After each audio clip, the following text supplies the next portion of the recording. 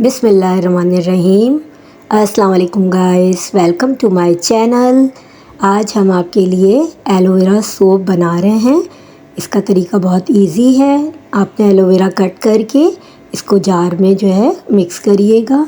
एक कोई भी साबुन लेना है, उसको जो है पतीली में डाल के मेल्ट कर लेंगे, पिघला लेंगे और उसके अंदर जो एलोवेरा हमने पीस के रखा है उसको हम डालेंगे और विटामिन ई के कैप्सूल जो होते हैं उनको 2 कैप्सूल वो डाल दिएगा और उसके बाद आप अपने मनपसंद सांचे के अंदर इसको डाल के जमा दें।